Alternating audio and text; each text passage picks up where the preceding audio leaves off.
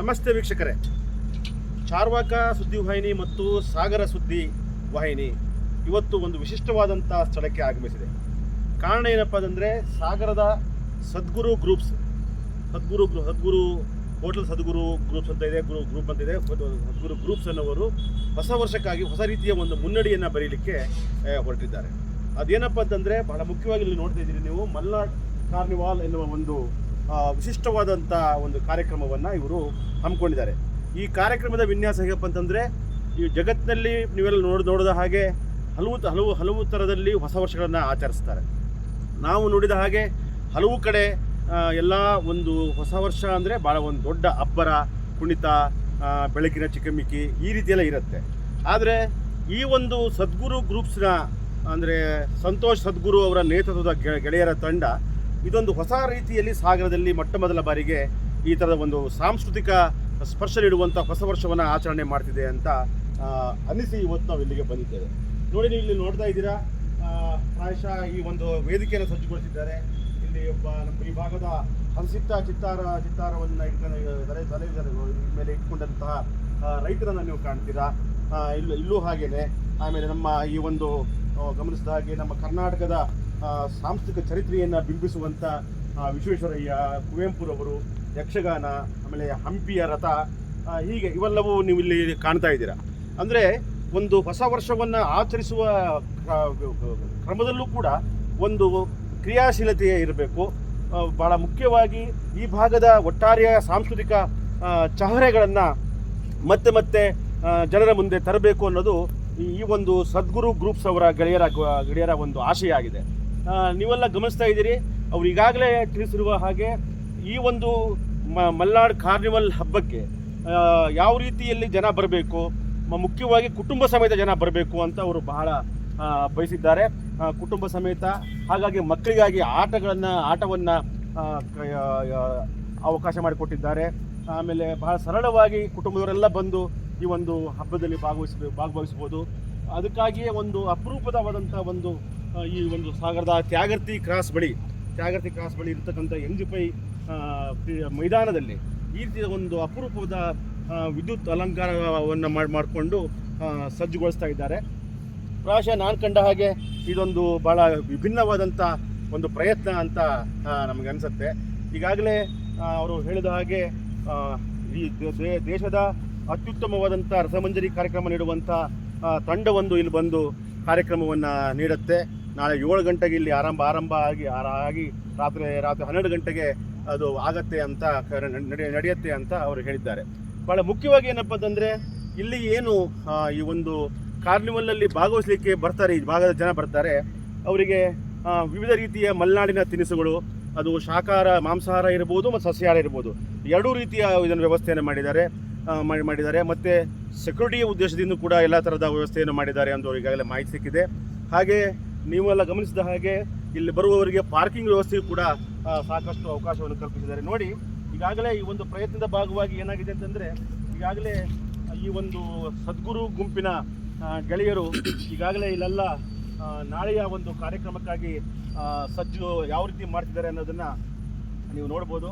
ಈಗಾಗಲೇ ಸದ್ಗುರು ಸಂತೋಷ್ ಅವರ ಹತ್ರ ಬಂದು ನಾಳಿನ ಕಾರ್ಯಕ್ರಮಕ್ಕೆ ಭಾಗವಹಿಸಲು ಟಿಕೆಟ್ಗಾಗಿ ಹಲವು ಗೆಳೆಯರ ಗುಂಪು ಇಲ್ಲಿ ಬಂದಿದ್ದನ್ನು ನೋಡ್ಬೋದು. ಕುಟುಂಬ ಸಮೇತ ಕೆಲವರು ಬಂದಿದ್ದನ್ನು ನಾವು ಇಲ್ಲಿ ಕಂಡ್ವಿ.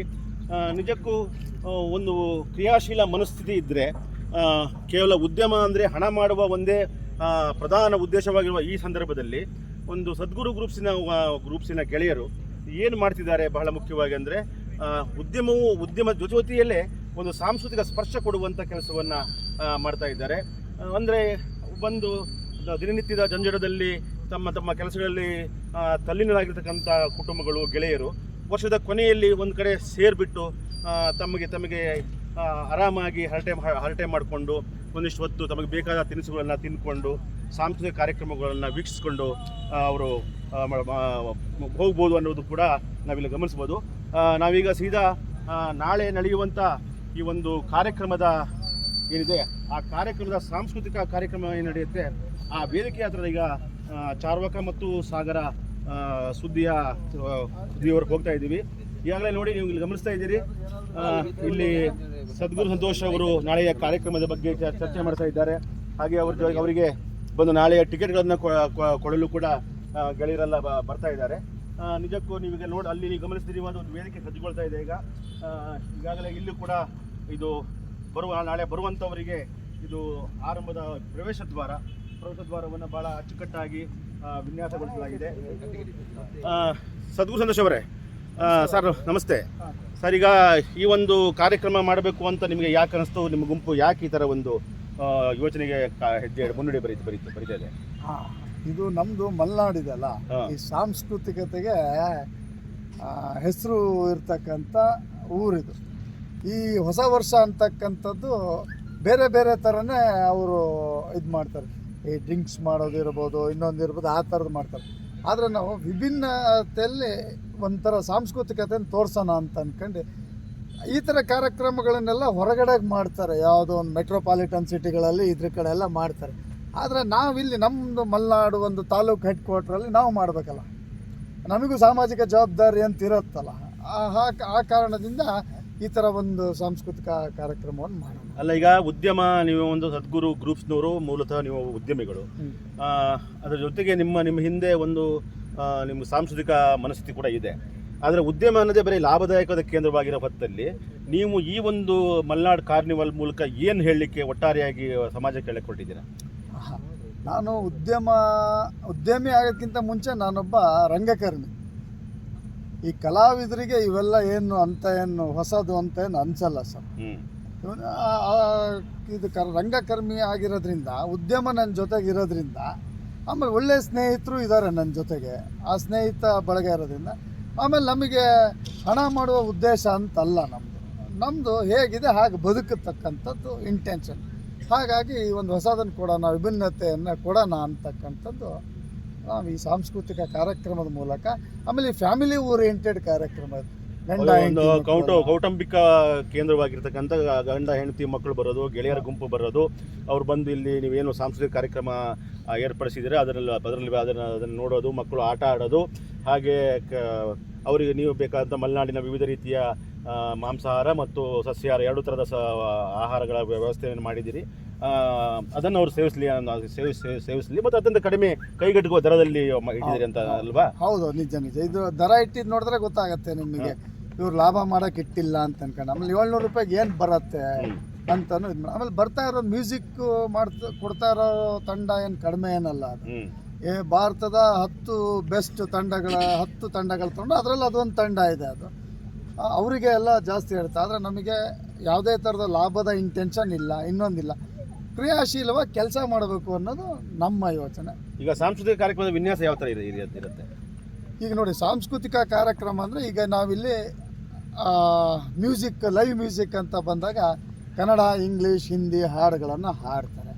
ಅದೆಲ್ಲ ಜೊತೆಗೆ ನಮ್ಮ ಮಲೆನಾಡು ಅಂದಾಗ ಒಂದು ಆ ಸೊಗಡು ಇರಬೇಕಲ್ಲ. ಅದಕ್ಕೆ ನಾವೇನು ಮಾಡಿದ್ವಿ, ಅಲ್ಲ ಸೆಲ್ಫಿ ಕೌಂಟರ್ ಇದನ್ನ ಸೊ ಮಲೆನಾಡಿನ ಒಂದು ಡೆಪ್ತ್ ಇರ್ತಕ್ಕಂಥ ಪರಂಪರೆ ಅದನ್ನ ಮಾಡಿದ್ವಿ. ಅಂದ್ರೆ ಅಲ್ಲಿ ರೈತ ಮತ್ತು ಹಸೆಮಣೆ ಬುಟ್ಟಿ, ಅದೇ ಪಕ್ಕದಲ್ಲಿರ್ತಕ್ಕಂಥ ನಮ್ಮ ಕರ್ನಾಟಕದ ಸಾಂಸ್ಕೃತಿಕ ವ್ಯಕ್ತಿಗಳಾದಂಥ ಕುವೆಂಪು ಇದೆಲ್ಲ ಹಾಕಿದ್ದೀರಿ ನೀವು. ಸೊ ಒಟ್ಟಾರೆಯಾಗಿ ಇದ್ರ ಮೂಲಕ ನೀವು ಕೇಂದ್ರವಾಗಿ ಹೇಳಕ್ಕೆ ಹೊರಟಿರೋದು ಹೊಸ ವರ್ಷವನ್ನು ಕೇವಲ ಹಣದ ಲಾಭದ ಉದ್ದೇಶದಿಂದ, ಲಾಭದ ಅಪೇಕ್ಷೆಯಲ್ಲಿ ಮಾಡಬೇಕಾಗಿಲ್ಲ. ಆದರೆ ಹಾಗಂತ ಹೇಳಿ ನಷ್ಟವೂ ಮಾಡ್ಕೋಬೇಕಾಗಿಲ್ಲ. ಒಂದು ಸಾಂಸ್ಕೃತಿಕ ಸ್ಪರ್ಶವನ್ನು ಈ ಮಲೆನಾಡಿನ ಜನರಿಗೆ ಮಲೆನಾಡು ಕಾರ್ನಿವಲ್ ಮೂಲಕ ಕೊಡಬೇಕು ಅಂತ ಹೊರಟಿದ್ದೀರಲ್ವಾ ನೀವು? ಖಂಡಿತ. ನಷ್ಟ ಆಗಬಾರ್ದು ಅಂತಂದ್ರೆ ನಮ್ಮ ಜನ ಇದನ್ನ ಬಂದು ನೋಡ್ಬೇಕು, ಏನು ಮಾಡ್ಯಾರಂತ ನೋಡ್ಬೇಕಲ್ಲ. ಹೌದೌದು. ಈಗ ನನ್ನನ್ನು ಹೊಗಳಕ್ಕಾದ್ರೂ ಅವ್ರು ಬಂದು ನೋಡ್ಬೇಕು, ತೆಗಳಕ್ಕಾದ್ರೂ ಬಂದು ನೋಡ್ಬೇಕು. ಹಾಗಾದ್ರೆ ನಾಳೆ ಕಾರ್ಯಕ್ರಮ ಆರಂಭ 7 ಗಂಟೆ ಶುರು ಆಗುತ್ತೆ. ಅದಕ್ಕೇನು ಉದ್ಘಾಟನೆ ಆ ಥರ ಏನಿದೆಯಾ? ಉದ್ಘಾಟನೆ ಎಲ್ಲ ಏನೂ ಇಲ್ಲ ಸರ್. ಭಗವಂತನ ಹೆಸರು ಹೇಳ್ಕೊಂಡು ನಾವು ಕಾರ್ಯಕ್ರಮವನ್ನು ಆರಂಭ ಮಾಡ್ತೀವಿ. ಹಾಂ ಹಂಗೆ ಏನು ಇದಾಗಬಾರ್ದು ಅಂತ ಅನ್ಕೊಂಡು ನಮ್ಮ ಸಾಗರ ವಿಘ್ನೇಶ್ವರ ವಿಘ್ನ ಬರದೇ ಇರತ್ತಾರೆ ನೋಡ್ಕೊಂತಾನೆ ಅನ್ನೋ ಒಂದು ಇದಿದೆ. ನಮ್ಮ ಜೊತೆಗೆ ಶ್ರೀಧರ ಸ್ವಾಮಿಗಳು ನಮ್ಮ ಹಿಂದ್ಗಡೆಗಿದ್ದಾರೆ, ಎಲ್ಲ ಸರಾಗವಾಗಿ ನಡ್ಕೊಂಡು ಹೋಗತ್ತೆ ಅನ್ನೋದು ನಮಗೊಂದು ಅದೊಂದು ನಂಬಿಕೆ. ಅಂದರೆ ಸಾಗರದ ಒಟ್ಟು ಈ ಮಲೆನಾಡಿನ ಭಾಗದ ಜನರಿಗೆ ನೀವು ಈ ಕಾರ್ಯಕ್ರಮದಲ್ಲಿ ಪಾಲ್ಗೊಳ್ಳಿಕ್ಕೆ ಯಾವ ಥರ ಆಹ್ವಾನ ಕೊಡ್ತೀರಾ? ಬನ್ನಿ, ಕುಟುಂಬ ಸಮೇತರಾಗಿ ಬನ್ನಿ. ಈಗ ಒಂದು ವರ್ಷದಲ್ಲಿ ಅದು ವರ್ಷದ ಕೊನೆ ಅಂತ ಈಗ ಇದೆ, 2 ಥರ ಇದೆ. ಯುಗಾದಿ ಅಂತ ಬಂದರೆ ಅದನ್ನೂ ಒಂದು ಹೊಸ ವರ್ಷವೇ ಅಂತಿದೆ. ಈ ಡಿಸೆಂಬರ್ 31 ಬಂದರೆ ಅದು ಒಂದು ಹೊಸ ವರ್ಷ ಅಂತಲೇ ಇದೆ. ಡಿಸೆಂಬರ್ 31ನ್ನ ಎಲ್ಲರೂ ಯಾವ ಥರ ಅಂತಂದರೆ ಕುಣಿದು ಕುಪ್ಪಳಿಸಿ ಆಚರಣೆ ಮಾಡೋದಿತ್ತಲ್ಲ, ಆದರೆ ಇಲ್ಲಿ ನೀವು ಸಾಂಸ್ಕೃತಿಕ ವೈಭವದ ಜೊತೆಗೆ ನೀವು ಕುಣೀರಿ. ಈಗ ಹೆಂಡ ಕುಡ್ದಾಗ ಅಮಲು ಬರುತ್ತಲ್ಲ, ಅದೇ ಥರ ಮ್ಯೂಸಿಕ್ಕಿಂದ ಒಂದು ಅಮಲಿದೆ, ಸಂಗೀತದ ಒಂದು ಅಮಲಿದೆ, ಅದನ್ನು ನೀವು ಆಗ್ರಣಿಸಿ ಅಂತ ಹೇಳ್ತೀವಿ. ಅದು ಯುಗಾದಿ ಅಂತ ಬಂದಾಗ ಹಬ್ಬ ಹರಿದಿನ ಅದನ್ನು ಹೊಸ ವರ್ಷ ಅಂತೇಳಿ ಹಂಗೆ ಮಾಡ್ತಾರೆ. ಇದ್ರ ಜೊತೆಗೇ ಅದನ್ನು ಆರಂಭ ಮಾಡ್ಕೊಂಡು. ಸೊ ಹಾಗಾದರೆ ಇದ್ರ ಮೂಲಕ ನೀವು ಏನು ಮಾಡಕ್ಕೆ ಹೊರಟಿದ್ದೀರಿ ಅಂತಂದರೆ, ಒಟ್ಟಾರೆಯಾಗಿ ನಾಳೆ ಏನು ಹೊಸ ವರ್ಷ ಏನು ಆಗಮಿಸ್ತಾ ಇದೆ, 25 ಆಗಮಿಸ್ತಾ ಇದೆ, ಈ ಒಂದು ಕಾರ್ಯಕ್ರಮದಲ್ಲಿ ಮಲೆನಾಡಿನ ಜನ ಈ ಮಲೆನಾಡು ಕಾರ್ನಿವಲಲ್ಲಿ ಭಾಗವಹಿಸಿ ಈ ಒಂದು ಮಲೆನಾಡಿನ ಒಟ್ಟಾರೆಯ ಪರಂಪರೆಯನ್ನು ನೆನಪಿಸಿಕೊಳ್ಳುವಂಥ ಒಂದು ಈ ಕಾರ್ಯಕ್ರಮ ಭಾಗವಹಿಸಿ ಮುಂದಿನ ದಿನಗಳಲ್ಲಿ ಇನ್ನಷ್ಟು ಈ ಕಾರ್ಯಕ್ರಮ ಇನ್ನೊಂದು ಬೇರೆ ರೀತಿಯ ವಿನ್ಯಾಸಗೊಳ್ಳಿಗೆ ಪ್ರೋತ್ಸಾಹ ಮಾಡಿರಿ ಅಂತ ಹೇಳ್ತೀರಾ? ಖಂಡಿತ ಸರ್. ನಾವು ಪ್ರತಿ ಸಾರಿನೂ ನಾವು ಹೊಸದನ್ನೇ ಮಾಡಬೇಕು ಅಂತ ಹೇಳಿ ಹೋಗೋದು. ಅದು ಇನ್ನು ಮುಂದಿನ ಸರಿಗೂ ಮತ್ತು ಹೊಸದನ್ನು ಇನ್ನೇನು ಮಾಡಬೇಕು ಅಂತ, ಈ ಸಲ ಹೇಗಾಗತ್ತೆ ನೋಡಬೇಕು, ಅದ್ರದ್ದು ಆಧಾರದ ಮೇಲೆ ಮುಂದೆ ಯಾವ ಥರ ಮಾಡೋದು ಅಂತ ತೀರ್ಮಾನ. ಧನ್ಯವಾದಗಳು. Thank you. ನಾನು ಚಾರ್ವಾಕ ರಾಘವೇಂದ್ರ, ಪ್ರಧಾನ ಸಂಪಾದಕ ಚಾರ್ವಾಕ ಸುದ್ದಿವಾಹಿನಿ. ನನ್ನೊಂದಿಗೆ ಸಂದೀಪ್ ಸಾಗರ್, ಪ್ರಧಾನ ಸಂಪಾದಕರು ಸಾಗರ ಸುದ್ದಿವಾಹಿನಿ.